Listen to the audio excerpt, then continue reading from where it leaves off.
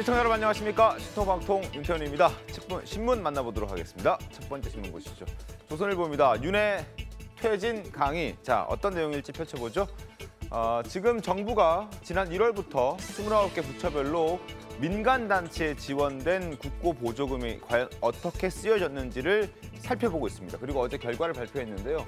자, 민간단체 보조금 3년 동안 1,800건이나 비리가 있었고, 그리고 부정 사용된 금액은 300억이 넘었습니다. 자, 그래서 지금 내용을 들여다보면 기가 찬 부분들이 상당히 많은데 결국 대통령실도 내년 예산을 5천억 감축하겠다, 줄이겠다라고 강경 대응하겠다라고 나섰습니다. 잠시 뒤에 내용을 좀 자세하게 살펴보도록 하겠습니다. 두 번째 신문 보겠습니다. 동아일보입니다. 감사 충돌, 선관위 이야기입니다. 감사원이 채용 의혹 자료를 안 내면 고발을 검토하겠다. 그리고 오늘 또 자료를 요구할 수도 있다고 합니다. 그러나 선관위는 감사를 받은 전례가 없기 때문에 감사에 응할 수 없다. 차라리 경찰이 수사로 밝히면 될 일이다. 이렇게 서로 충돌하고 맞서고 있는 상황입니다. 이런 와중에 여권에서는 노태학 선관위원장 사퇴 요구의 목소리를 키워가고 있는데요. 이 부분도 잠시 뒤에 살펴보도록 하겠습니다. 자, 세 번째 신문 조선일보 펼쳐보시죠. 조수미도 울었다. 어떤 내용일죠? 다들 잘 아시겠죠? 22살의 바리톤 샛별 김태환이 퀸 엘리자베스 대회 우승을 차지했습니다. 그래서 조수미도 울었다. 세계 3대 콩쿠르 탑을 찍은 K클래식이라는 제목의 기사가 실려 있습니다. 자, 결선 진출한 12명 가운데 최연소였고요. 아시아 남자 성악거로는 첫 번째 우승이라고 합니다. 심사위원인 조수미 씨도 거의 만장일치였다. 한국 성악의 미래 자랑스러워서 눈물이 날 지경이다. 이렇게 얘기를 했다고 합니다. 자, 기분 좋은 소식도 한번 전해드렸습니다. 본격적으로 신토방통 시작하겠습니다.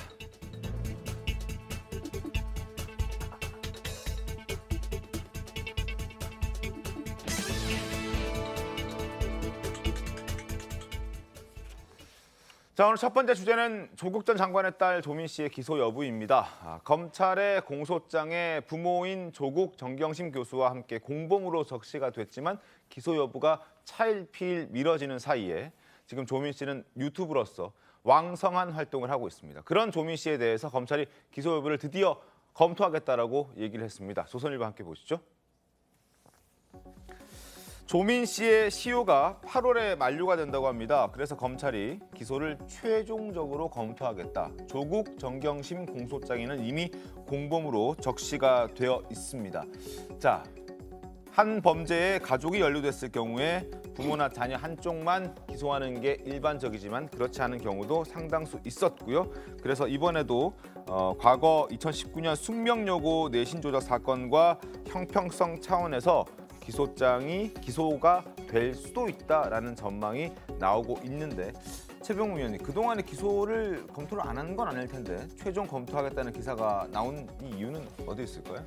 이제 두 군데 조국 전 장관, 정경심 교수 양쪽의 공소장에 모두 공범으로 기록이 돼 있는데 네. 정경심 교수와 관련한 그 공범 부분은 8월에 그 기소가 이제 끝나죠. 네. 그렇기 때문에 그 이후가 넘어가면 이제 범죄가 있어도 처벌을 못 합니다. 다만 이제 조국 전 장관과 관련한 공소시효는 조국 전 장관이 그 2심의 항소심에 네. 항소를 한 상태이기 때문에 그건 여전히 남아 있죠. 네. 그런데 이제 정경심 교수와 연관된 공범 관계가 공소시효가 끝나니까 검찰에서는 이번 기회에 이 두 가지를 한꺼번에 보고 자, 그러니까 기소를 할 것인지 말 것인지 결정을 하겠다. 이런 입장입니다. 기소가 될 가능성은 어느 정도 될까요? 원칙적으로 한다면 기소가 돼야 되는 건 맞죠. 이 일가족의 이제 표창장도 위조 범죄를 보면은 사실은 그것을 근거 자료로 해서 제출 자료로 해서 학교에 제출한 본인은 사실은 조민 본인입니다. 그리고 부모가 그것을 이제 위조한 걸 만들어서 가져다 줬다라는 구조를 보면 네. 정범인 것은 틀림이 없습니다. 그렇다라고 하면 조민 씨가 원래 처벌이 돼야 되고 그것을 도운 일가족이 제가 볼 때 공모 공동 정범일 것 같은데 다 같이 처벌돼야 되는 것이 맞는데 그동안은 사실은 이제 학생이고 부모가 처벌되다 보니까 그런 부분에 대해서 어찌 보면 관용을 베풀었다 이렇게 볼 수 있습니다. 근데 원칙적으로 보면 공범 아니라 정범입니다. 처벌이 돼야 되는 게 맞고 일단은 원래 2014년 6월에 서울대와 부산대 의전원에 그걸 내므로써 공소시효가 2021년도 6월에 이제 만료가 되는데 네. 어머니인 정경심 씨가 상고심이 확정될 때까지 2년 3개월이 멈춰져 있었습니다.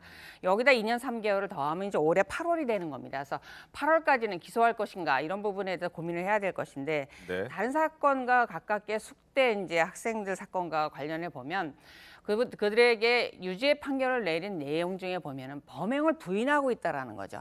그래 부인하니까 반성도 하고 있지 않다. 이 모습을 조민 씨에 대해 그대로 갖다 이렇게 대처 보면 어때 보면 조민 씨가 과연 인정을 하고 있는가 부인하고 있죠. 네. 범행을 반성하고 있지 않습니다. 네. 더군다나 나와서 본인은 떳떳하게 살았다 언론에 공개적으로 밝히고 있는 점을 본다라고 하면 과연 이 부분에 대해 선처를 베풀 만한 이유가 있을까? 원칙대로 해야 되지 않는가 이런 생각이 듭니다. 알겠습니다. 검찰이 어떤 결정을 내릴지 한번 지켜보도록 하겠고요. 그러나 조국 전 장관과 딸 조민 씨는 여전히 자신들은 떳떳하다라고 주장을 하고 있습니다. 그들의 목소리 한번 들어보겠습니다. 부산대 내에서 그 조사위원회가 열렸는데 동양대 표창장은 입시에 영향을 안 줬다. 그 다음에 저희 딸내미 때문에 다른 학생이 뭐 떨어진 적은 없다. 뭐 이렇게 조사 결과가 나왔던 것 같습니다. 저는 제 자신한테 떳떳합니다. 표창장으로 의사가 될 수는 없습니다. 그 당시에 입시에 필요했던 항목들에서의 제 점수는 충분했고 어떤 것들은 넘치기도 했습니다. 동료나 선배들이 본인의 의사로서의 실력에 대해서도 얘기를 할 거 아니에요? 자질이 충분하다고 들었습니다.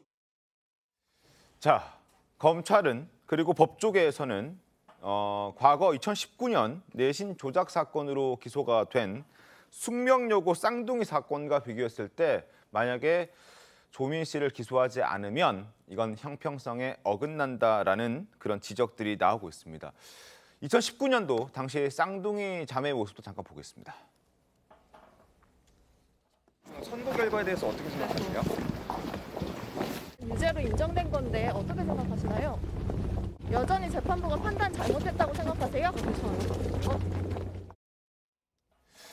자, 김용남 의원님, 이게 어떻습니까? 형평성에 어긋난다는 이유로 뭐 무작정 기소할 수는 없을 테고, 뭐 좀 법적으로 따져봤을 때 어떻게 될 것 같습니까? 신은숙 변호사께서는 뭐 원칙대로 가야 된다라는 입장을 말씀해 주셨는데 법률적으로는 조민 씨를 기소하는데 어떤 장애 사유는 전혀 없습니다. 없고, 그러니까 공범인 것도 맞고요. 근데 네. 다만 입시 부정과 관련해서는 관례적으로 그 전에는 그 입시 부정에 관여한 부모들을 기소하고 학생들은 대부분 이제 대학 입시와 관련한 그 사건들이었기 때문에 당시 미성년자라는 이유로 기소를 안 하는 게 관례였습니다. 그러다가 이제 숙명여고 입시 부정 사건과 관련해서는 자녀 그 쌍둥이 자매들도 기소가 됐죠. 다만 네.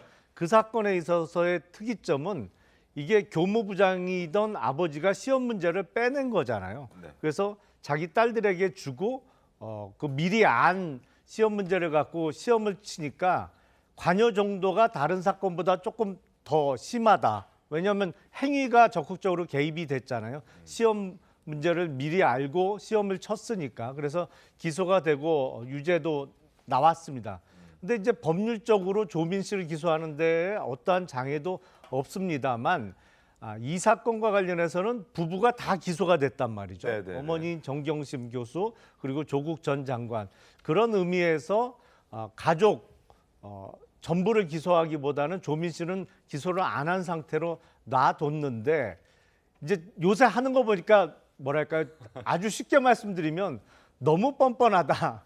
그래서 이제 사회적 비난의 대상이 되고 있기 때문에 그래서 검찰이 미뤄뒀던 기소를 할지 말지를 좀 고민하는 단계가 아닌가 싶습니다. 이게 반성하고 좀 자숙하고 조용히 지냈으면 뭐 부모 둘 다 기소가 됐으니까 딸은 제외할 수 있는 사안 정도로 보이는데 요새 하는 거 보면 그냥 놔두기엔 국민적 감정이 너무 안 좋은 것 같습니다.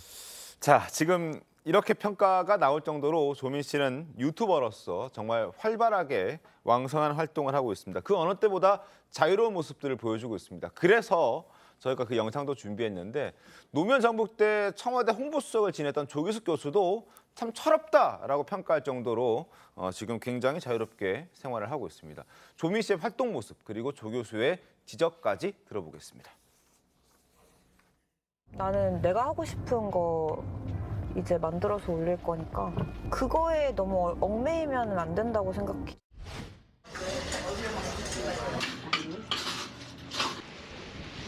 뜨겁거나 차가운 게 아니라 그냥 제 일기장 잠깐 훔쳐본다라고 생각하시고 이렇게 너무 그냥 예쁘게 봐주셨으면 좋겠습니다.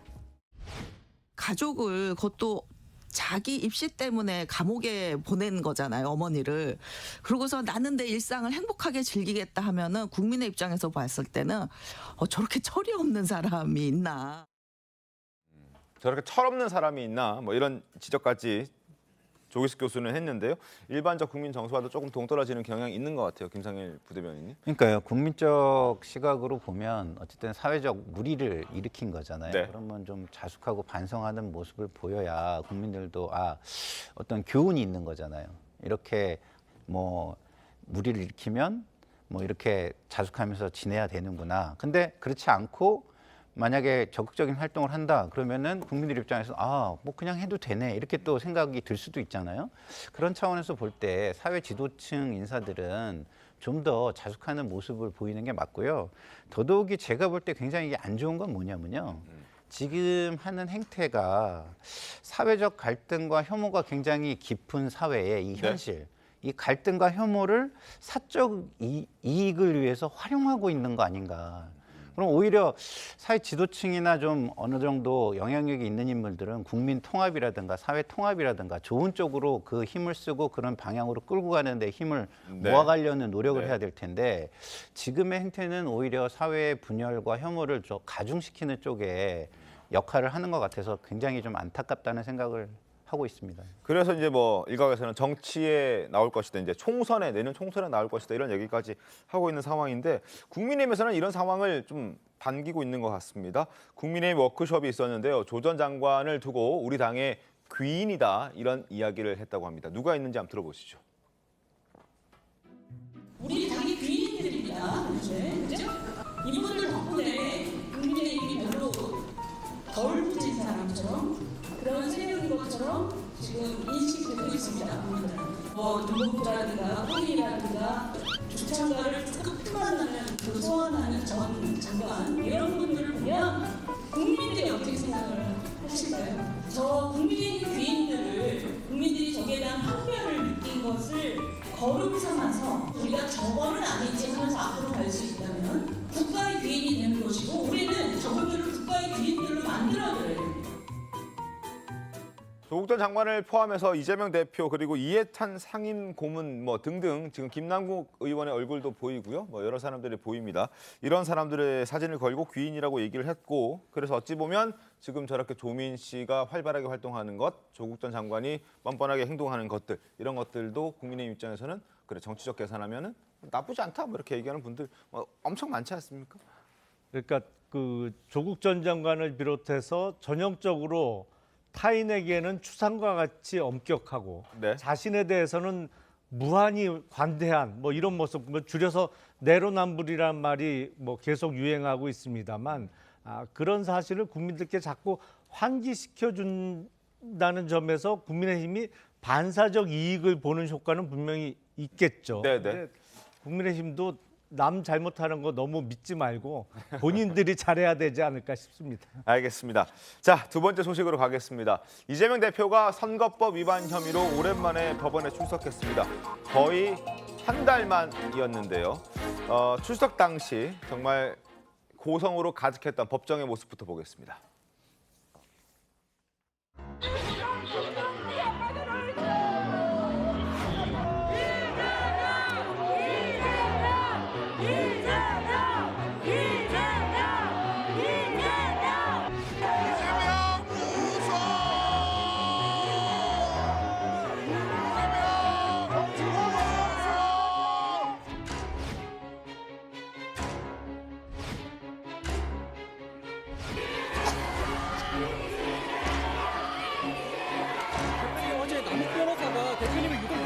싫어한다고 증언했는데 어떻게 생각하십니까? 정민영 변호사랑 김문기 처장이 대장동 사업 대면 보고한 적 있습니까? 김문기 씨를 개인적으로 몰랐다는 의미이신가요?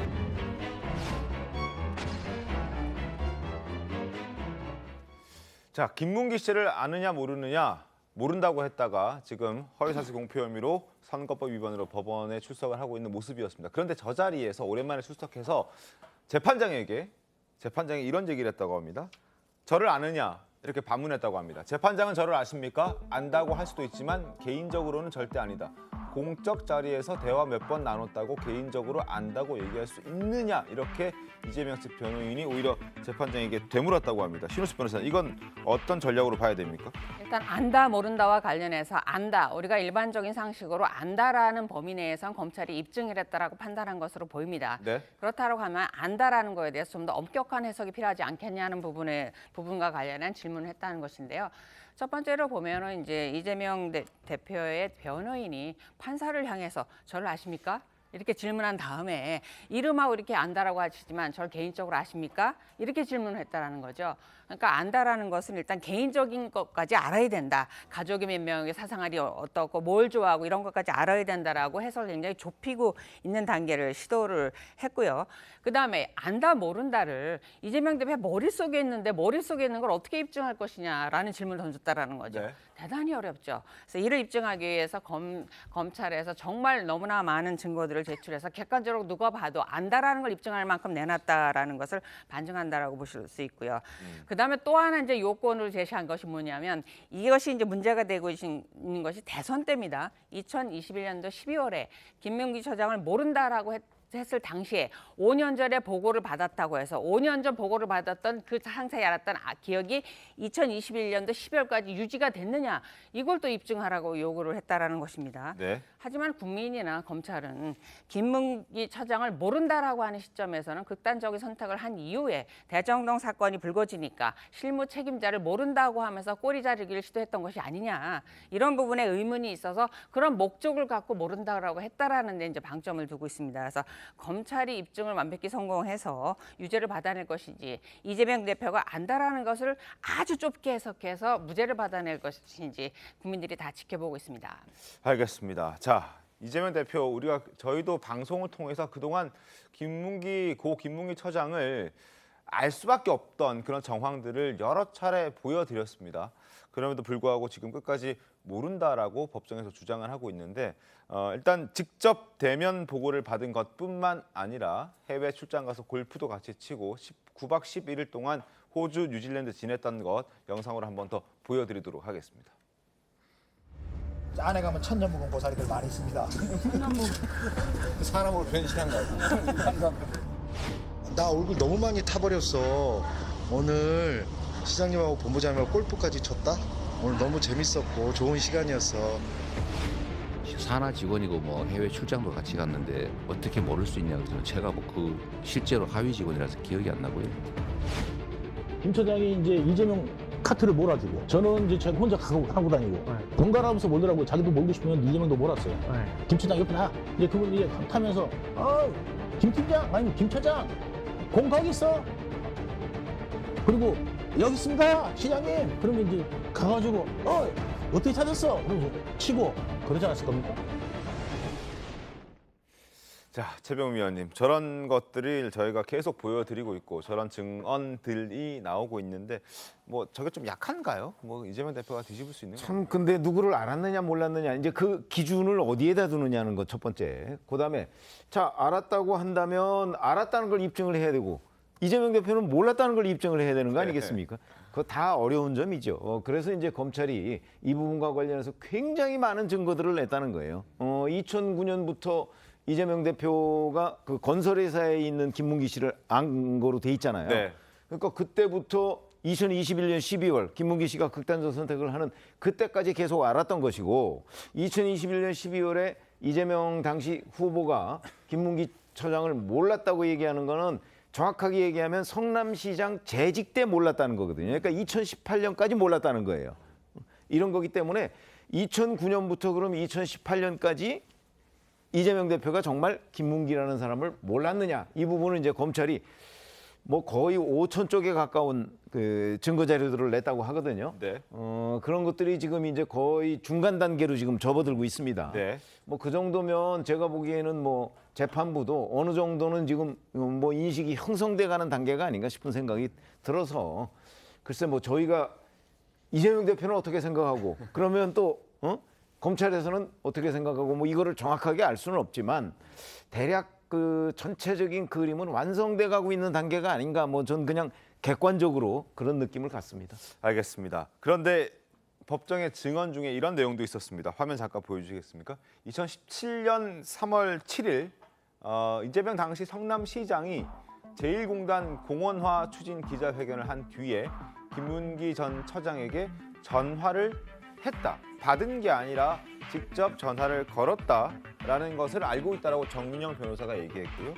김문기 전 처장이 시장에 직접 전화해서 항목을 다 체크했다고 자랑스럽게 말했다. 그리고 5,503억 원 관련해서 이재명 시장이 구체적인 걸 물어봤다는 취지로 이해를 했다. 이렇게 얘기를 했습니다. 2018년 때까지 성남시장 시절 때까지 몰랐다라는 게 이재명 대표의 주장인데 그보다 1년 정도 앞선 2017년 3월에도 이재명 당시 시장은 직접 전화를 할 정도로 모르지 않았을 것이다 라는 생각을 좀 할 수 있게끔 하는 그런 증언이었고 그리고 그 재판장에서 이런 내용도 있었다고 하는데 황무성 씨와 고 유한기 씨라는 사람이 있는데요. 이 두 사람이 유한기 씨가 스스로 목숨을 끊기 전에 문자를 주고받았는데 그 문자 중에 공개되지 않았던 문자가 갑자기 이재명 대표가 직접 들고 나와서 그것을 이야기했다라는 겁니다. 과연 이 문자는 어디에서 어떻게 확보했고 혹시라도 이게 조작된 건 아닌가라고 검찰은 의심을 하고 있던데요. 신우수 변호사님, 이 문자 내용은 이건 어떻게 되는 걸까요? 일단은 법정에서 갑작스럽게 문자를 냈다라고 하는 건데 문자가 이렇게 있는 사진을 이게 핸드폰을 캡처를 해서 냈다라는 것인데요. 네. 이게 정식으로 증거로 제출되지 않았던 게 갑자기 법정에서 나왔고 그동안 이제 본인을 해고시키기 위해서 사임시키기 위해서 압박이 있었다라는 반대 내용이었습니다. 거기에 대해서는 이 황 전 시장이 보낸 문자에 대해서 답장이 이것은 위에서 본인을 사임하라고 압박하는 것이 아니라 본인의 개인적인 형사범죄 때문이 아닙니까? 이런 답장이었다라고 합니다. 사실 이 내용이 사실이라고 하면 이것이 어떻게 쓸 것인가에 대해서도 논란은 물론 있습니다. 물론 진실을 갖추고 답변을 통해서 증거로 만들어 놓기 위해서 보냈을 수도 있습니다. 네네네. 아닌데도 그럴 수도 있고 그다음에 실질 내용이 그럴 수도 있고 이건 판단을 해야 되지만 형사범죄에 있어서는 우선 이게 적법한 절차에 거쳐서 확보된 증거인지가 먼저 이제 검토를 해야 됩니다. 이것이 검증되지 않은 상태에서 재판부의 어떤 예단이나 인식에 대해서 어떤 결심을 하는 데서 영향을 미치려고 한 것은 아닌가 이런 의심이 없지는 않습니다. 어찌됐든 적법한 절차에 의해서 어떻게 확보가 됐는지가 우선 이제 해결이 돼야 될 문제인데 그 내용이 진실이고 다른 내용이 없다라고 하면 황 전 사장에게 이렇게 유리한 증거는 아닐 것으로 보입니다. 그래서 아마 그동안 가지고 있다가 갑자기 내놓지 않았을까라는 생각이 듭니다. 알겠습니다. 그 부분도 한번 지켜보도록 하겠고 그리고 금요일에 법원 출석했던 이재명 대표는 주말에는 부산을 찾았습니다. 영상을 보겠습니다. 무조건 어떻게든 방해를 못하게 하게 해주시고 편안하게 수산물을 먹을 수 있도록 많이 힘써주시고 많이 도와주십시오. 알겠습니다. 이재명 화이팅! 이재명 화이팅! 사랑합니다. 최선을 다하도록 하겠습니다. 핵 방사능 물질이 바다에 섞여 있다고 하면 대체 누가 바다를 찾겠습니까? 1리터는 마셔도 좋다. 10리터 마셔도 안전하다. 이런 이상한 소리 하는 무슨 과학자 같은 사람 불러다가 국민들한테 마셔도 괜찮다고 하는 말 퍼뜨리는 게 바로 괴담 말입니까, 여러분? 국민께서는 민주당이 후쿠시마 오염수 문제를 제2의 광우병 괴담으로 만들어 또다시 국민들을 갈라치게 하고 자신들의 죄를 덮어보려 하는 것을 너무도 잘 알고 계십니다. 민주당표 친일몰이 막장 드라마를 제발 중단하기 바랍니다. 부산 시민과 맞잡은 이재명 대표의 손이 부끄럽지 않습니까? 김영남 의원님, 네. 이재명 대표 목소리 어떻게 좀 보셨습니까? 글쎄 뭐 지금 이재명 대표뿐만 아니라 더불어민주당이 여러 가지 일로 곤혹스러운 처지죠. 네. 전당대회 돈봉투 사건도 있고 또 최근에 김남국 의원의 코인 투기 네. 관련된 것도 있는데 더불어민주당과 이재명 대표는 이제 후쿠시마 오염수 방류 문제가 혹이라고 생각을 한 것 같아요. 그래서 그거에 대해서 방류를 우리나라 정부가 적극적으로 나서서 막아야 한다.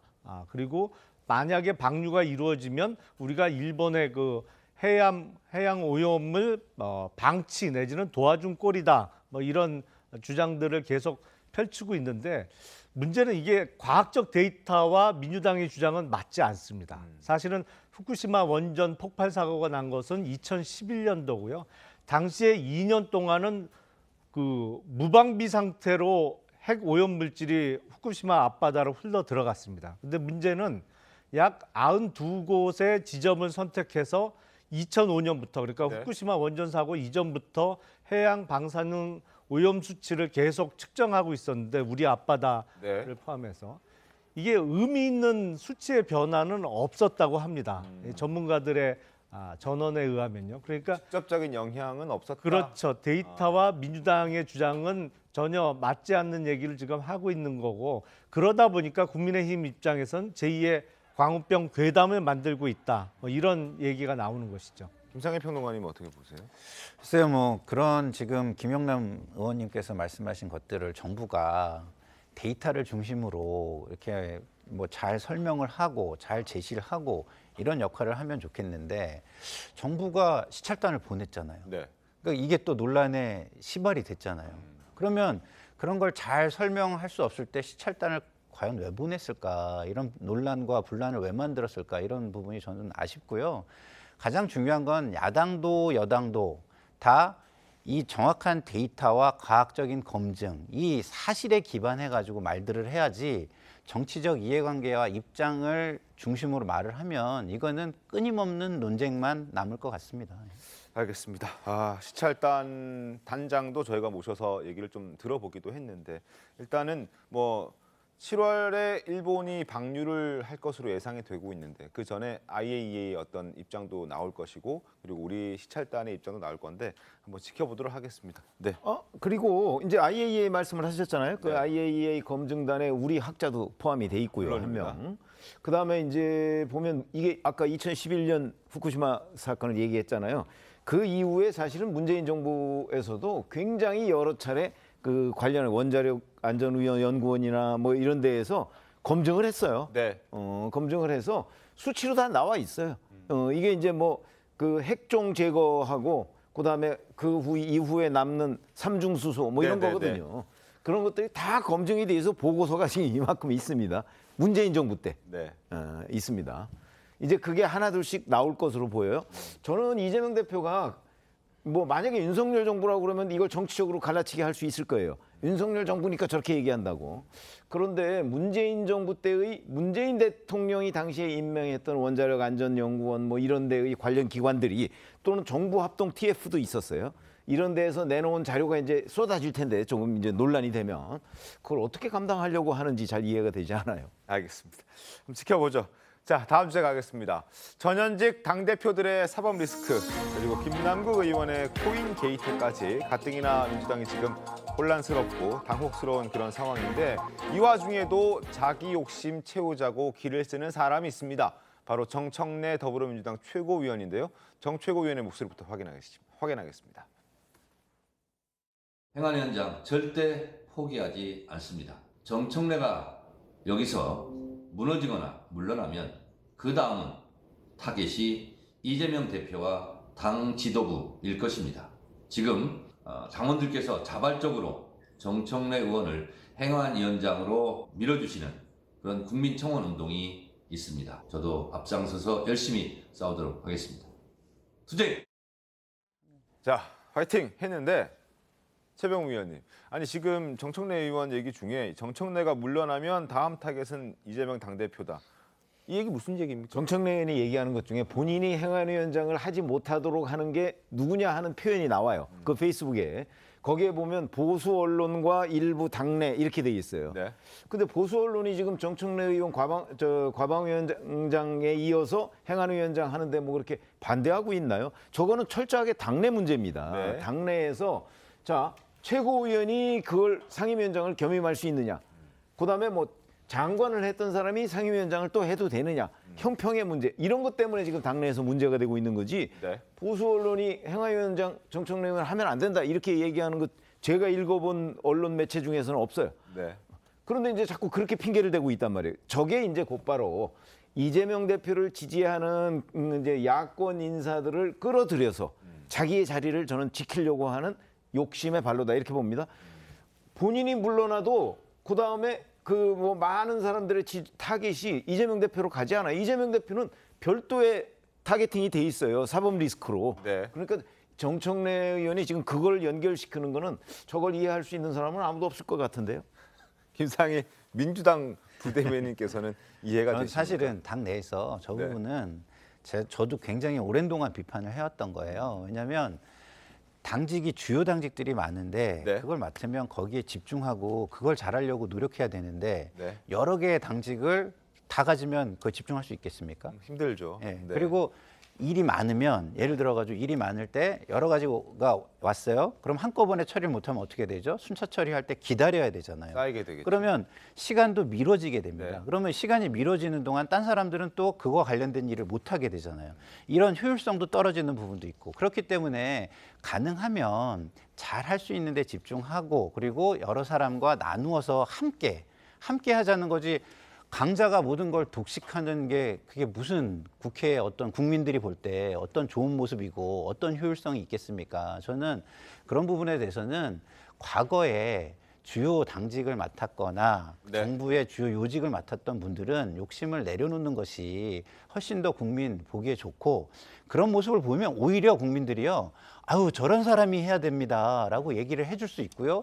그게 굉장히 뭐랄까 일반화가 되고 확산이 되면 그때 또 맡으면 더 자랑스러운 거라고 저는 생각해요. 그렇기 때문에 지금의 모습은 그냥 정청래 의원의 개인적인 욕심이라고 뿐이 저는 얘기할 수밖에 없습니다. 알겠습니다. 당 내부 목소리를 좀 더 들어보겠습니다. 김한규 의원과 최재성 전 청와대 정무수석 목소리 이 두 사람도 정청래 최고위원의 지금의 모습을 비판하고 있습니다. 확인해 보시죠.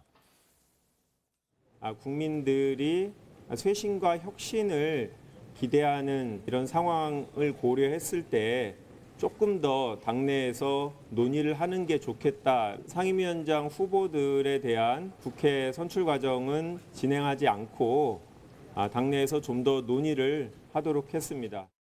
우선은 예전에 대변인이나 보직만 맡아도 상임위원장은 물론이고 예결위도 못 갔어요. 현재 최고위원 이런 분들을 상임위원장으로 배치를 한 것 자체가 하여튼 이 처음 보는 일이고 이게 민주당의 현주소예요. 이거는 어떻게 보면은 짬짬이 비슷한 느낌이 나는 거 아니에요? 자, 그런데 정청래 의원의 저 발언에 개딸들은 반응을 하고 있습니다. 민주당 내 청원 게시판에 정 최고위원, 정청래 의원의 행안위원장 내정을 간곡히 부탁드립니다라는 글이 올라왔고 청원 동의가 무려 56,570명입니다. 지난 6월 5일 오전 기준인데 오늘이군요. 6월 5일 오전 기준. 5만 명 돌파하면 이제 지도부에서 답을 해야 되는데 뭐 답을 어떻게 해야 될지도 좀 궁금하긴 한데요. 상임위원장 사실 국회의원 하면 상임위원장 하고 싶죠. 뭐 여러 가지 혜택들도 많은 걸로 알고 있는데 뭐 그런 걸 계속 좀 유지하고자 하는 욕심이 저런 걸 만드는 게 아닌가 싶긴 해요. 그전에는 그 상임위원장은 소위 특수활동비를 받았습니다. 네. 꽤 많은 액수의 특수활동비를 받았는데 문재인 정부 초기에 이루어졌던 특수활동비 관련 수사 이후에 제도가 바뀌었어요. 그래서 어떻게 바뀌었냐면 국회에서 발급되는 기관 카드를 받습니다. 네. 이제 자기가 쓸 수 있는 이제 현찰 말고 카드를 사용하도록 바뀌었는데 그 액수가 국민들께서 생각하시는 액수보다는 꽤 많습니다. 그러니까 사실은 정청래 의원이 어떤 면에서는 좀 욕심을 부리고 있는 거죠. 이제 상임위원장으로서 쓸 수 있는 뭐 이런저런 카드뿐만 아니라 업무 추진비 이런 걸 놓치기 싫은 대략적으로 얼마 정도 됩니까? 대략 러프하게 말씀해 주시면. 대략 대기업 그 신입사원의 연봉 정도는 카드로 사용할 수 있습니다. 월에요? 아니요, 연애. 연애. 예. 알겠습니다. 뭐 월에 그랬다면 뭐 난리가 났을 텐데. 그거보단 좀. 어찌됐든 일단 연에 수천만 원을 쓸 수 있다라는 얘기인데요.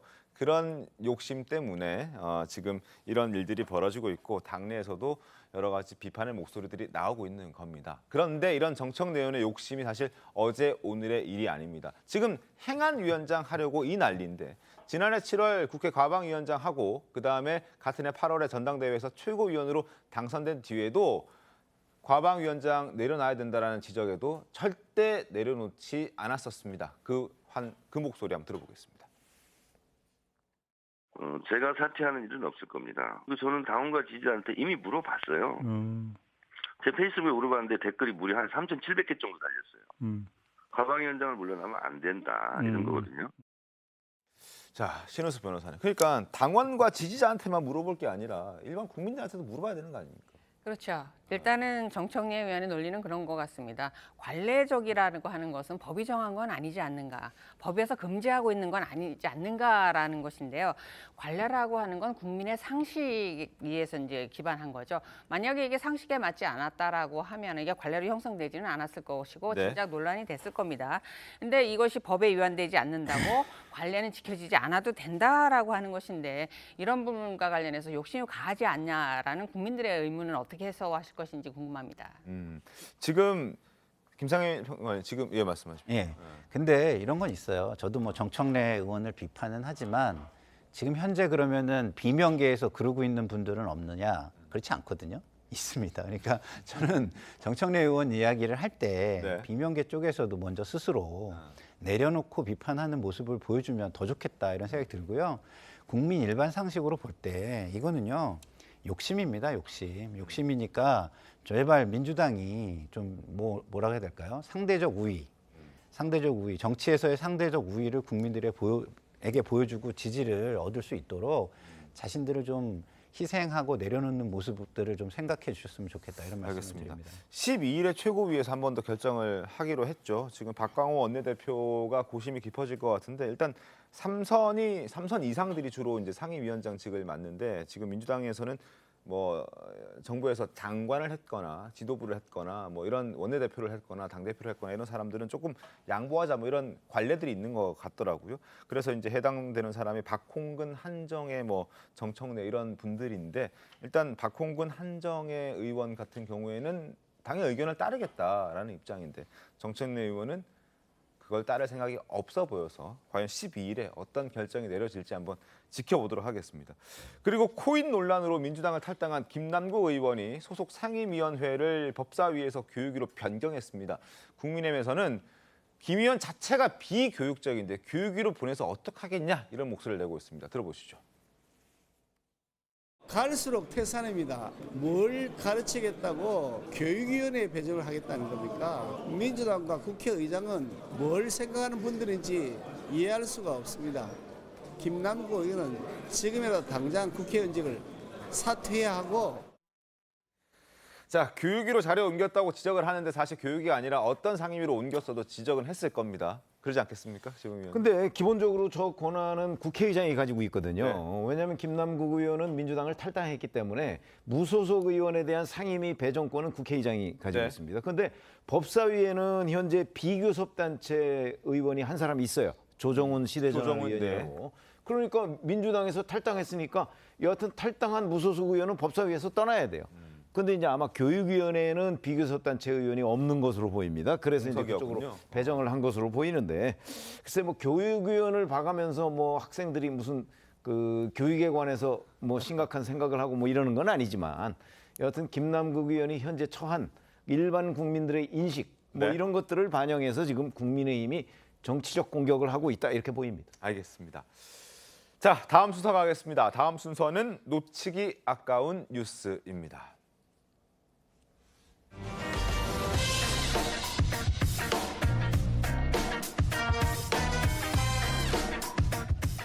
자, 돈봉투 의혹 사건이 벌어지고 프랑스 파리에서 조기 귀국했던 송영길 전 대표 귀국하자마자 검찰에 자진 출석했다가 발길을 돌렸습니다. 조사받지 못하고 발길을 돌렸는데 이번에는 SNS로 불러달라고 아우성을 내고 있습니다. 관련 신문 보시죠.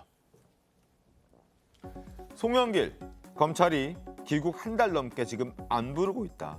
지금 조사 받겠다고 이렇게 얘기를 하는데 안 부르고 있다라고 자신의 SNS에 글을 올렸습니다. 그리고 검찰은 이렇게 반응했습니다. 일정에 따라 수사하고 있다. 계획된 수사 일정이 있고 거기에 따라서 진행할 일이지 당장 송 전 대표를 부를 계획은 없다라고 얘기를 했습니다.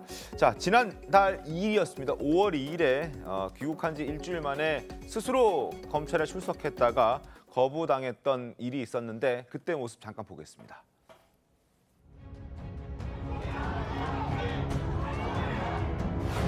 오늘 그 검사님을 면담할 수가 있을까요?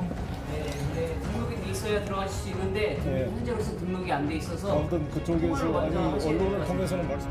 민주당 전당대 금품수수 논란에 대하여 송구스럽고 죄송하다는 말씀을 드립니다. 검찰은 저를 소환하지 않고 저의 주변 사람들을 괴롭히고 있습니다. 국민들을 짜증나게 질질 끌어 총선용 정치 수사라는 비난을 받지 말고 신속하게 사건을 마무리해 줄 것을 촉구하는 바입니다. 김용남 의원님, 검찰 출신이시잖아요. 야, 이거 사실 때가 되면 부르는 거 아닙니까?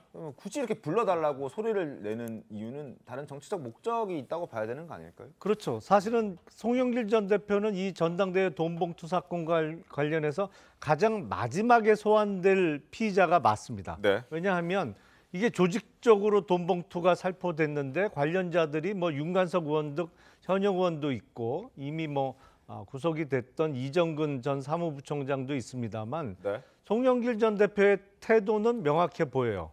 왜냐하면 부르지도 않았는데 출석하고 자기 핸드폰 자진 제출하겠다고 했는데 알고 보니까 그 깡통 핸드폰이었잖아요. 그러니까 무조건 부인할 것은 예상이 되는데 원래 이렇게 조직적으로 이루어진 범죄에 있어서 가장 정점에 있는 사람들은 그 주변 하부 수사를 다 마친 다음에 제일 마지막에 부르는 게 맞거든요. 그러다 보니까 소환이 조금 늦어지고 있는데 송영길 대표의 목적은 자기 자신에 대한 수사와 만약에 나중에 기소가 된다면 기소가 늦게 됐다. 이거는 할 수 없는 것을 억지로 기소한 거다. 뭐 이런 주장을 하기 위해서 밑작업을 하고 있다. 뭐 이렇게 보입니다. 그러니까 명확하게 의혹을 드러낼 수 있다면 검찰이 진작에 불렀을 텐데 그걸 못 하고 있으니까 없는 걸 만들어내는 프레임을 만들기 위해서 이렇게 밑작업을 하고 있다. 이렇게 봐야 된다는 그렇죠. 그런 주장을 하려고 미리 준비를 하는 것인데 정상적인 수사라면 송영길 전 대표는 가장 마지막에 소환되는 게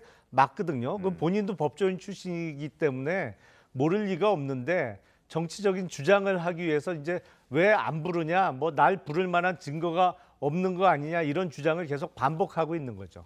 그리고 송영길 전 대표가 조만간 귀국 후 두 번째 기자회견을 할 예정이라고 합니다. 앞서 첫 번째 기자회견은 검찰 출석하고 거부당한 직후에 지금 저렇게 서서 했던 약식 기자회견이었는데 물론 뭐 프랑스 파리에서도 했고요. 그리고 인천공항에 귀국했을 때도 뭐 약식 기자회견 형식으로 기자들의 질문에 답을 하긴 했습니다만 이번에는 뭐 한 번 더 그걸 하겠다고 합니다. 근데 크게 달라진 내용이 있을까요, 신우수 변호사님? 달라진 내용이 없다라고 봅니다. 현재 수사 과정 자체가 밝혀진 게 없고 그 의원에 대해서 이제 구속영장이 청구가 됐긴 했지만 결론이 아직 나오지 않은 상태입니다.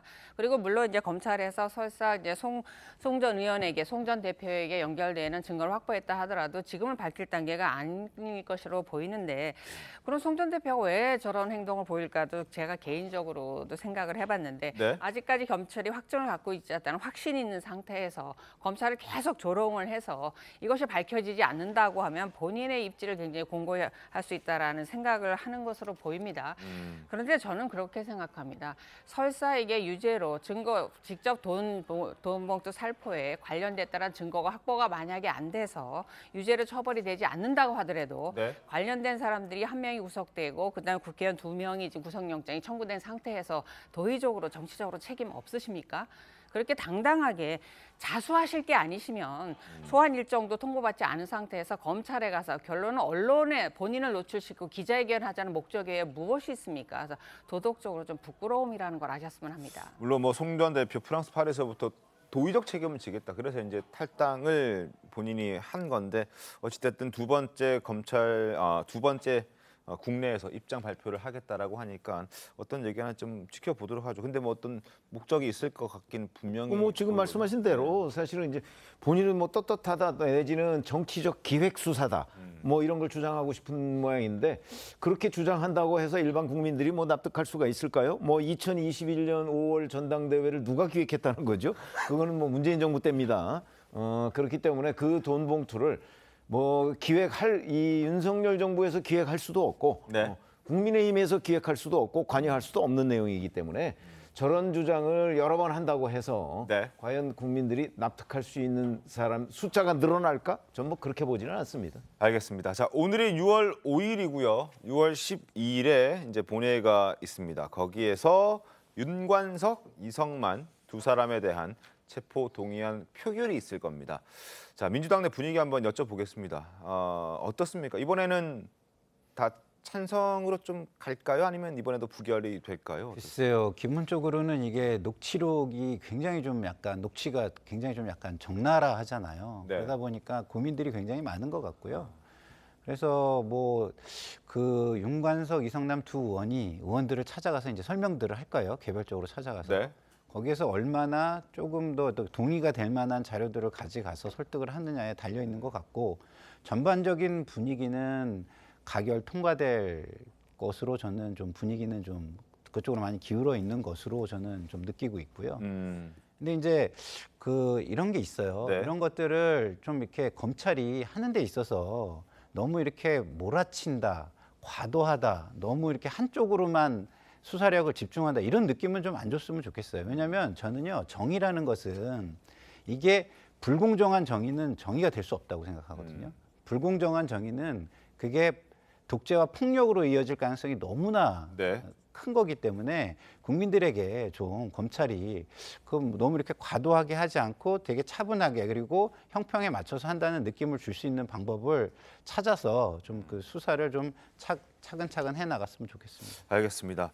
녹취록 다들 기억하시겠지만 사실 윤관석, 이성만 두 의원이 등장하는 녹취록은 꽤나 구체적이고 적나라합니다.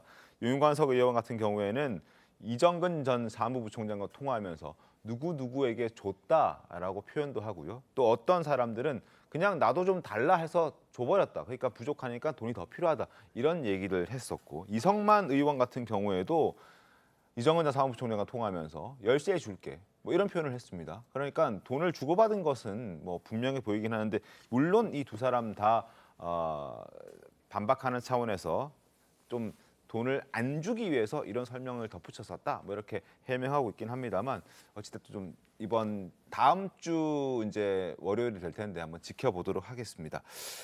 검찰도 이외에 10명 안팎 낀 그 수수자들도 특정하는 작업을 계속 진행하고 있다고 하니까 새로운 또 민주당 내 의원의 어떤 이름이 등장을 하면 그때그때 말씀을 드리도록 하겠습니다. 다음 소식, 다음 놓치기 아까운 뉴스는 바로 신문으로 만나보겠습니다. 자, 조선일보 함께 살펴보길 텐데요. 노태악 감싸는 민주당, 여권에서는 노태악은 선관위와 동업관계다. 지금 선관위 고위직 자녀 특혜 채용 논란이 갈수록 커지고 있는 상황에서 국민의힘이 주말에 긴급 최고위 열어서 노태악 선관위원장의 사퇴를 촉구했습니다. 그래서 여권에서는 선거 때마다 야권에 유리한 해석을 내놓고 야권에 유리하게, 민주당에 유리하게 선거판을 교묘하게 만들어주고 있다. 야권에서는, 민주당에서는 대꾸할 가치도 없는 정치 공세다. 이렇게 서로 비판을 하고 충돌하고 있는 그런 상황입니다. 자, 국민의힘이 노태악 위원장의 사퇴를 촉구하면서 민주당을 향한 공세도 함께 했는데 일단 민주당의 목소리, 국민의힘 목소리 함께 들어보도록 하겠습니다. 국민의힘 역시 공정성과 국민 신뢰를 회복할 수 있도록 정략적인 선관위 때리기를 멈추고 국정조사 등 논의에 적극 나서줄 것을 촉구합니다. 선관위가 주요 선거 때마다 민주당에 유리하도록 편파적 해석을 했던 사례가 많았다는 점은 선관위와 민주당의 공생적 동업 관계를 더욱 확신하게 하고 있습니다. 선거 때마다 민주당에게 편파적으로 유리하게 만들어줬다. 뭐 이런 공세를 국민의힘에서는 이어가고 있는데 신우수 변호사님 어떤 것들이 좀 사례들이 있습니까? 예, 맞습니다. 여권에서 이제 정치적 중립성을 잃었다. 선관위가 이런 예로 들고 있는 것이 몇 가지가 있는데요. 지난 그 총선 때 부산 지역구에서 있었던 일인데 같은 지역구에서 일단은 그 국민의힘에서 예산 확보라는 플랜카드를 내걸었습니다. 그랬더니 선관위가 예산 확보라고 하지 말고 확정으로 바꿔라. 그래서 수백만 원을 들여서 이제 플랜카드를 바꿨다라고 하는데 같은 지역구의 민주당 의원에 대해서는 유사한 일이 있었는데도 아무런 지적이 없었다라는 게 있었고요. 그다음에 속구리 투표라는 게 이제 있었습니다. 저도 그걸 뉴스에서 봤는데 네. 사실 그 코로나가 맞습니다. 있을 때 속구리를 가지고 옮겨가는 비밀 투표. 비밀, 그다음에 직접 투표에 위반한다는 문제가 있을 때도 굉장히 소극적이었고 이에 대해서 김웅 의원을 위시한 국민의힘 의원들이 선관위를 방문을 했었습니다.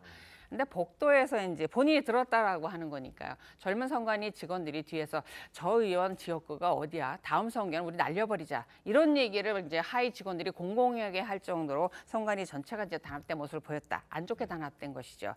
이런 모습을 보였다라는 거고 제 내리에도 정말 명확한 게 주술 굿당이라고 하면서 이제 어느 굿당에 이제 어느 이름들 의원들 이렇게 여당 관계자들 뭐 윤석열 대통령 내외도 있고요. 그리고 내걸린 사진이 나왔는데 문제는 그때 거기에 여권 관계자들뿐만 아니라 야권 관계자도 있었고 지자체에서 이제 주관을 했던 행사고 개인적으로 돈을 들여서 했던 행사는 아니었다라는 거죠.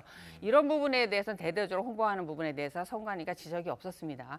그런데 외국 신문지에도 나오는 내로남불당 위선 무능이라고 하는 당이 특정 당을 떠올리게 한다. 그 특정 당이 어딘지는 뭐 다 아실 것 같은데 네. 이런 위주로 내로남불을 못 쓰게 했습니다. 그런데 당시에 내로남불만큼 그 당의 위선적인 행태를 나타낼 수 있는 단어가 없었습니다. 신조어긴 하지만 이것을 쓰지 못하게 하니까 정말 설명이 길어져야 했습니다. 누구는 이렇게 하고 누구는 이렇게 하냐로 설명이 길어지는 이런 불합리한 부분에 대해서 선관위가 어느 당과 어느 당을 이중잣대로 다른 기준으로 기준하지 않았는가라는 부분이었고 이런 부분과 관련해서 국민들 많은 부분들이 공감하실 것입니다. 저는 국민의힘 쪽에서 선관위를 이렇게 공격하는 건 이해를 해요. 이해는 하는데 지금 이런 식으로 공격을 하면 본질을 파고드는데 그러니까 국민을 위해서 일하는 데는 저는 해가 된다고 생각합니다. 왜냐하면 이거의 본질은요. 아빠 찬스, 채용 비리 이런 걸 없애자는 것이고 그리고 그런 걸 없앰으로써 선관위의 어떤 부정부패를 발본색원하고 앞으로 신뢰를 회복하자는 거잖아요. 이 목적이 저는 국민을 위해서는 제일 중요하다고 생각해요. 그렇기 때문에 저는 감사원 감사도 이루어져야 된다고 생각합니다. 왜냐하면 권익위에서 하면은 발본색원이 안 되고 검찰에서 해도 그 사안만 다루기 때문에 발본색원이 안 되거든요. 추가적인 조사가 전체적인 수사 조사가 안 돼요. 그렇기 때문에 해야 되는데 그런 거에 좀 힘을 쓰고 난 다음에 그 정치적인 것은 그 이후에 좀 이야기를 하는 게 좋죠. 왜냐하면 지금 방통위 같은 경우도요. 한상혁 전 위원장이 공정성과 중립성을 그렇게 잘 지키지 못했다고 저는 개인적으로 생각하거든요. 그래서 그분을 만약에 문제를 삼아서 나가게 하는 거라면 그 후에는 공정성과 중립성을 보여줄 수 있는 사람으로 앉혀야 되는데 지금 내정설이 나오는 분은 또 그렇지도 않아요. 그러면 자꾸 이런 식으로 정치적인 사안으로 모든 걸 가져가면 그럼 일반 국민들은 누구를 믿고 누구를 기대서 삶을 살아가야 될지 저는 마음이 굉장히 안 좋을 것이라고 생각합니다. 알겠습니다. 그동안 선관위가 기회가 있을 때마다 선거 사무를 중립적으로 처리하기 위해서는 선관위의 독립성이 중요하다라는 점을 강조를 했습니다. 그런데 독립성을 강조하다 보니까 어느 곳으로부터도 견제를 받지 않는 일종의 견제 사각지대, 무풍지대로 남아 있었던 것이죠. 그러니까 웬만한 개인 기업에서도 이루어지지 않을 채용 비리 같은 게 만연했던 게 일부 이번에 드러났습니다. 그래서 관건은 감사원 감사를 받아야 되느냐, 받으면 안 되느냐, 이게 이제 첫 번째 논점인데 법상 명백한 것은 감사원의 직무감찰을 안 받는 것은 국회, 법원, 헌법재판소 세 곳은 이제 받을 수 없는 게 명백해요. 근데 선관위가 그럼 감사원 감사 대상에서 제외되느냐? 그거는 해석의 여지가 좀 있습니다. 견해가 갈릴 수는 있는데 그래도 직무감찰은 받아야 된다는 게 다수 의견이에요. 그러니까 선관위에서 그런 의견과는 반대되는, 우리는 독립기관이기 때문에 감사원 감사 받을 수 없다라는 의견을 한 게 첫 번째 문제죠. 네. 그러니까 본인들이 그동안 해왔던 잘못에 비해서 지금 선관위가 보여주고 있는 태도는 대단히 실망스러울 수밖에 없습니다. 두 번째 이제 논점이 선관위가 그동안 편파적이었느냐.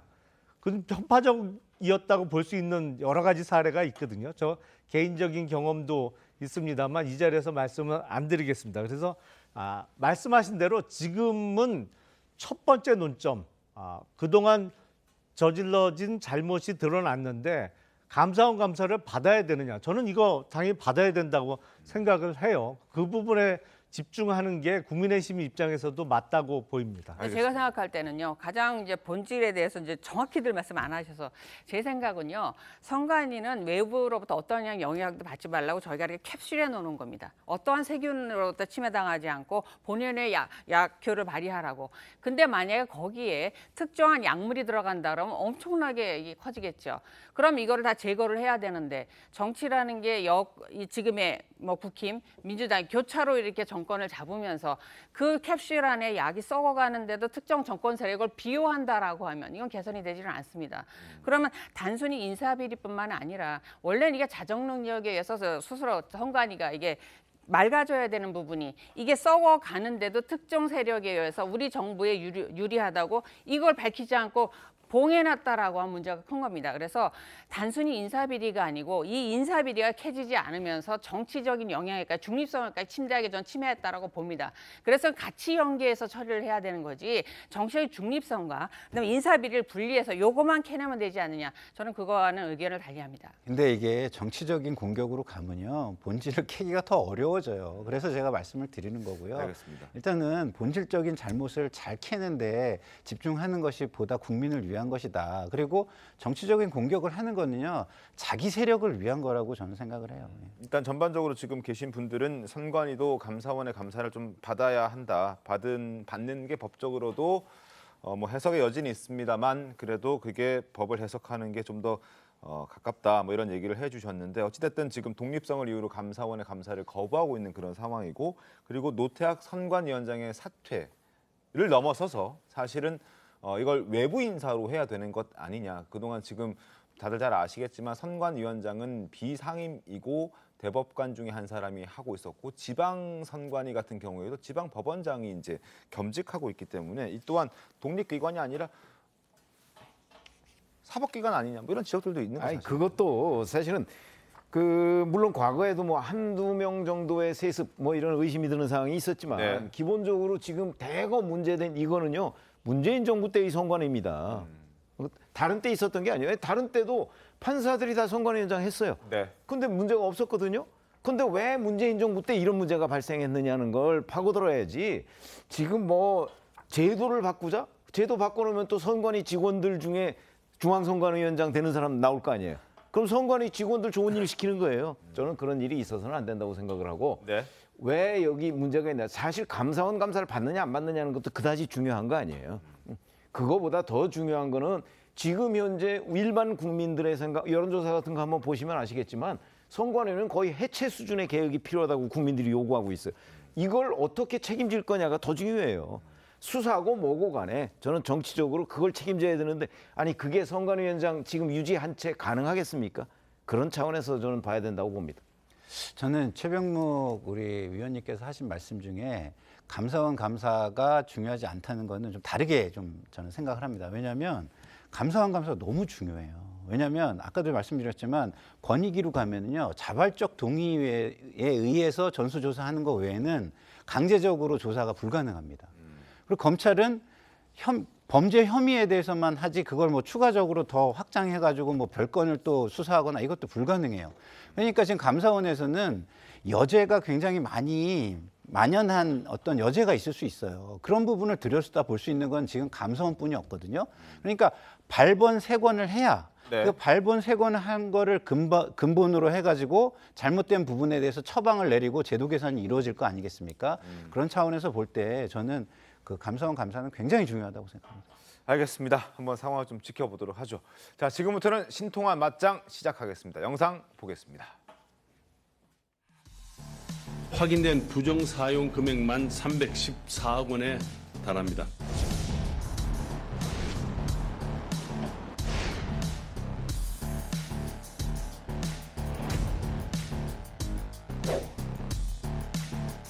지금 대통령 된 사람 이 정권은 시장이 나머지 책임하는 게 아닐까.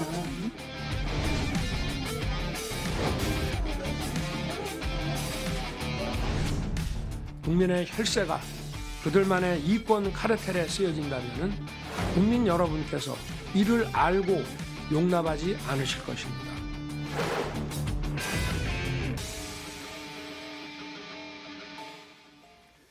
자, 대통령실이 어제 지난 3년간 민간단체의 보조금 실태를 감사했고 그 결과를 발표했습니다. 비리 건수가 1,800여 건이 넘었고 부정 사용액은 무려 314억 원에 달했습니다. 용처를 따져봤더니 정말 기가 찹니다. 신문 보시죠. 자, 보조금 받아가지고 해외 여행비로 쓰고 이건 뭐 해외 출장이 아니라 개인의 여행비로 썼습니다. 휴대전화 사고 유흥업소 가서 술 마시고 노래 부르고 자 민간단체 보조금 비리가 이렇게 엉망진창입니다. 휴대폰 구입하고 해외여행 가고 그리고 뭐 없는 것 있는 것처럼 해서 부풀려서 가로채고 유흥업소 가서 주류 사고 술 마시고 온갖 짓들을 다 했습니다. 정말 나라 돈을 쌈짓돈처럼 썼는데 그럼에도 불구하고 제대로 조사도 하지 않고 감시도 하지 않고 그냥 계속 문재인 정부 기간 동안 꾸준히 늘려서 3조 원대였던 보조금이 지난해 무려 5조 원대까지 올라갔습니다. 이거 뭐 어떻게 해야 됩니까? 그러니까 2022년 기준으로 12,000개 시민단체에 총 5조 4천억 정도의 국가 보조금이 지급됐으니까요. 네. 그러니까 평균을 내면 한 개 시민단체에 1년에 약 4억 5천만 원이 보조금이 지급된 겁니다. 그러니까 거의 한 달에 4천만 원 가까운 돈이 지급된 거예요. 어마어마한 액수죠. 그런데 그렇죠. 이번에 드러난 것은 저는 빙산의 일각이라고 생각을 합니다. 왜냐하면 이게 총리실 산하의 국무조정실에서 조사를 한 거예요. 그러니까 이게 12,000개 시민단체를 다 훑어볼 시간적, 인적 자원이 없었습니다. 사실 일부 해서 일부가 드러난 건데 5조 4천억을 정말로 치밀하게 다 조사한다 그러면 부정 사용된 액수가 지금 드러난 314억보다는 훨씬 많을 겁니다. 네네. 문제는 2016년도 박근혜 정부 말기만 해도 3조 5천억 정도가 지원됐어요. 네. 문재인 정부 들어서서 5년 동안 60% 가까이 늘어났죠. 5조 4천억. 네. 그러면서 이게 이권 카르텔이라는 말이 나올 수밖에 없는 것이 이제 어떤 임명 권한을 갖고 있는 정부 기관의 장이나 아니면 특히 지자체 장은 시민단체 출신을 계약직 공무원으로 채용해주고 그 계약직으로 들어온 시민단체 출신이 보조금을 배분하는 업무를 담당하면서 자기 출신 시민단체에 적극적으로 지원을 해주고 그러면서 그 시민단체는 어떤 사건이 있을 때마다 특정 정당이나 특정 기관장을 지원해주고 상대방은 또 공격해주고 사실은 정확하게 이권 카르텔이죠. 이게 지금 드러나기 시작했다 이렇게 보입니다. 자, 지금 이렇게 문제가 많습니다. 그래서 지금 대대적인 점검에 나서고 있는데 조선일보와 한겨레 신문의 사설을 비교해서 보여드리겠습니다. 자, 화면 보시죠. 조선일보는 정부 보조금 먼저 타는 자가 임자다라는 말이 틀린 말이 아니었구나.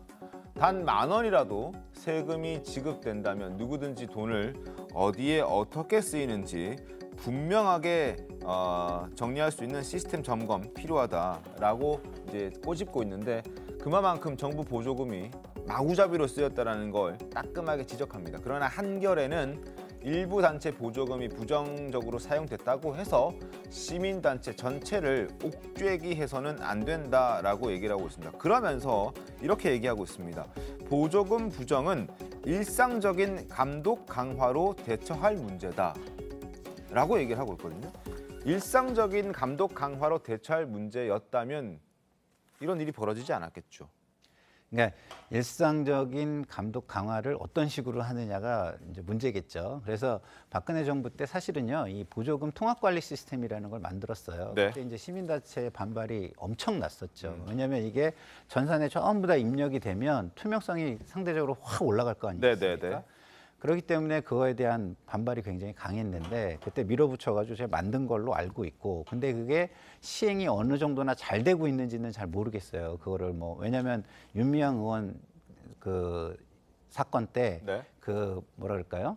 정의연에서 쓰는 금액들이 그때 보니까 뭐 세무서에 뭐 신고라든가 뭐 이런 것들이 제대로 안 이루어졌잖아요. 그래서 굉장히 뭉뚱거려서 이루어지고 뭐 이런 것들이 있기 때문에 세세하게 지금 정비가 안 돼 있는 부분은 존재하는 것 같고, 그런 것 때문에 지금 이런 부분이 아직도 사각지대로 남아 있는 것 같아요. 그렇지만 과거에는요, 이거를 보조금 관리도 안 했어요.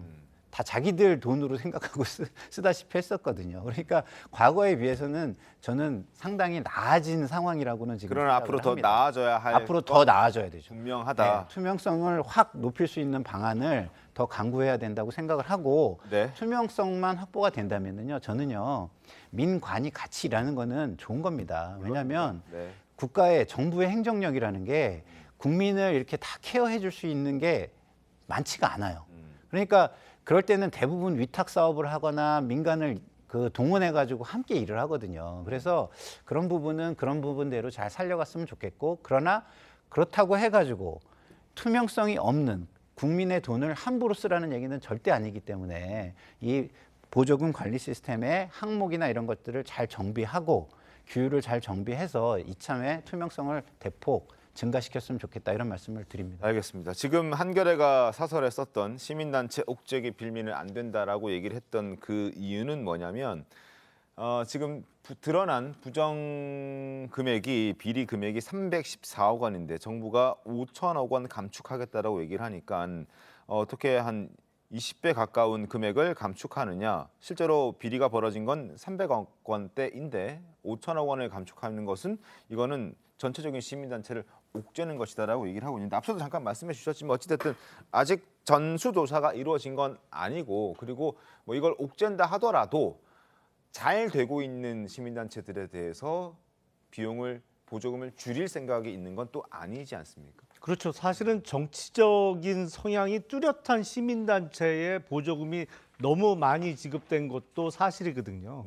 여담입니다만 한겨레 신문의 이런 사설 논조는 이해가 되는 측면이 있어요. 뭐냐면 문재인 정부 때 모 기관장에 임명이 된 이제 당시 친정부 성향의 기관장이 왜 각 기관에서 신문을 구매해서 보잖아요. 직원들도 보고 그러는데 8부를 사서 봤는데 한겨레 신문만 전부 8부를 구매를 하기 시작했다는 거예요. 그 특정 기관장이 온 다음부터. 그래서 거기 그 기관의 직원들이 아니 뭐 경제지도 좀 보고 조선일보도 좀 봐야 되는데 같은 신문 8부만 돌아다닌 거예요. 그 사무실에는.